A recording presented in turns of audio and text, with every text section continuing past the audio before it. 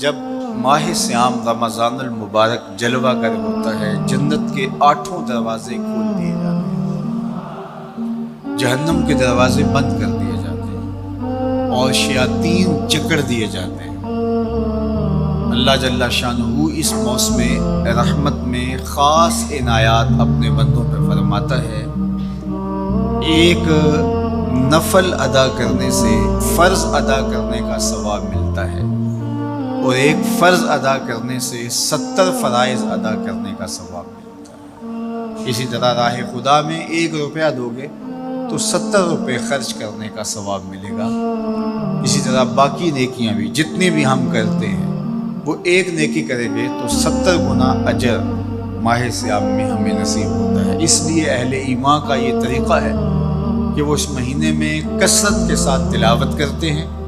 کیونکہ ایک مرتبہ اگر قرآن مجید پڑھ لیا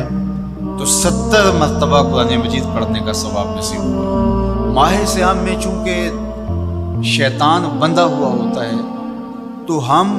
اپنے آپ کو نیکی کی طرف اگر لانا چاہیں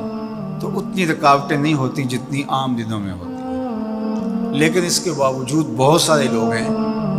جو رات کو بڑا پکا ارادہ کر کے سوتے ہیں کہ میں صبح وقت پہ اٹھوں گا اور نوافل بھی پڑھوں گا اور نماز بھی ادا کروں گا، لیکن جب صبح ہوتی ہے تو انہیں یا تو جاگ نہیں آتی یا نیند سے بیدار ہو جاتے ہیں، بستر سے اٹھا نہیں جاتا۔ جبکہ وہی شخص انہوں نے صبح سبزی منڈی جانا ہو تو چھلانگ لگا کے اٹھتے ہیں اور سبزی منڈی پہنچتے بھی ہیں۔ سستی، طبیعت کا کسل نہیں ہوتا۔ عمومی طور پہ ہم اپنے آپ کو بیمار تصور کر لیتے ہیں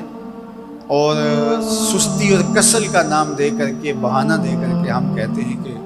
بس کیا کریں، ہم کو ارادہ کرتے ہیں روز لیکن ہم سے اٹھا نہیں جاتا، بس طبیعت اس طرح کی ہے، کسل ہے، سستی ہے۔ یہ بات ذہن میں رکھیے گا کہ ارادہ کرنے کے باوجود بھی صبح جب ہم اٹھ نہیں پاتے یا کوئی بھی نیکی کا کام ہم کرنے کا ارادہ کرتے ہیں تو ارادہ کرنے کے باوجود ارادہ ہی رہ جاتا ہے، ہم کر نہیں پاتے، تو اس کا سبب یہ ہوتا ہے کہ بہت سارے ہم گناہ کر چکے ہیں اور ان گناہوں کی وجہ سے ہم نیکی کی توفیق نہیں پاتے۔ حضرت حسن بصری رضی اللہ تعالی عنہ نے یہی وجہ اس کی بیان فرمائی ہے۔ تو اس کا بہترین طریقہ یہ ہے کہ توبہ کی جائے اور توبہ بھی سچے دل سے کی جائے، رو رو کے اللہ سے گناہوں کی معافی مانگی جائے، اور سچے دل سے جب توبہ کی جائے تو پھر سارے گناہ نہ صرف مٹا دیے جاتے ہیں بلکہ ان کو بدل کے نیکیوں میں تبدیل کر دیا جاتا ہے۔ تو ماہ سیام کے اندر پختہ عزم کریں اور اس عزم کو عمل کی شکل دینے کے لیے سچی توبہ کریں کہ ہمارا یہ رمضان اس طرح سے گزرے، یہ مہینہ اس طرح سے بسر ہو کہ ہم اس مہینے میں اللہ تعالیٰ کی قربت حاصل کر لیں، ہم گناہوں سے پاک ہو جائیں اور ہم جو ثمرات ہیں، جو فوائد ہیں اس مہینے کے، وہ ہم سمیٹ سکیں۔ تو یہ وہ مہینہ ہے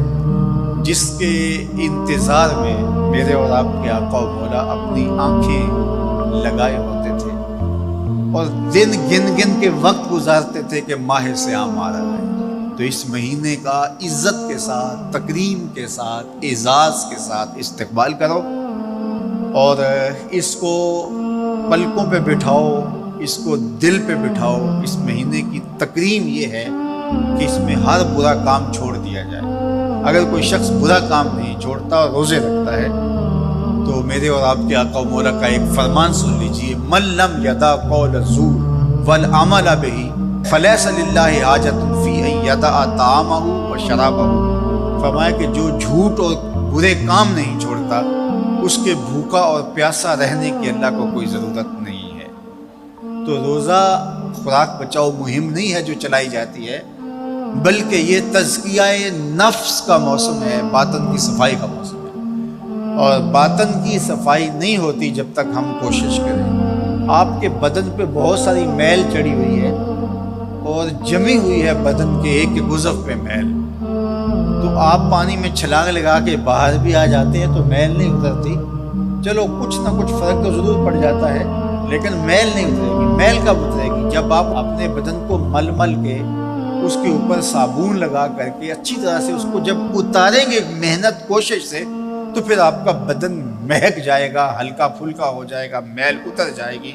یہ موسم رحمت ہے، اللہ کی رحمتوں کا می برسے گا، اس سے کچھ نہ کچھ فائدہ تو ہوگا ہی، لیکن حقیقی فائدہ وہی حاصل کرے گا جو اپنے گناہوں کو مل مل کے دھوئے گا اور اپنے آپ کو صاف کرنے کی کوشش کرے گا۔ تو اپنے من کے میل اتارنے ہیں، اپنے باطن کے میل اتارنے ہیں، اپنے اعمال کی درستگی کی کوشش کرنی ہے۔ صلاۃ التراویح مسجد میں نہیں آ سکتے تو گھروں میں پڑھ لیجئے۔ جس طرح بڑی عمر والے لوگوں کو، بیمار لوگوں کو کہا گیا کہ آپ گھروں میں پڑھ لیں، بچوں کو کہا گیا، لیکن چھوڑیے گا نا، یہ رمضان المبارک کا خاص عمل ہے۔ آج کل دین بیزار طبقہ مختلف جگہوں پہ بیٹھ کے مسجد پر، مدرسے پر، تراویح پر، ان چیزوں پر تبصرہ کر رہا ہے اور اتنا ہلکا ثابت کرنا چاہ رہا ہے ان امور کو جس طرح یہ چیزیں ہوتی کچھ نہیں ہیں، جبکہ ماہ صیام کے قیام پر میرے اور آپ کے کو مولا نے بشارت دیتے ہوئے فرمایا، من قام رمضان ایمانا و احتسابا غفر لہ ما تقدم من ذنبہ، جس نے رمضان المبارک کی راتوں میں قیام کیا ایمان اور محاسبہ نفس کے ساتھ، اللہ اس کے پچھلے سارے گناہ معاف فرما دیتا۔ یہ بہت بڑی دولت ہے، تو اس دولت کو ضرور سمیٹیے گا، ضرور حاصل کیجیے گا، من کی ستھرائی، عفت اور پاکیزگی کا سامان کیجیے گا۔ اللہ آپ سب کو اپنی امان میں، اپنی حفاظتوں کے حصار میں رکھے۔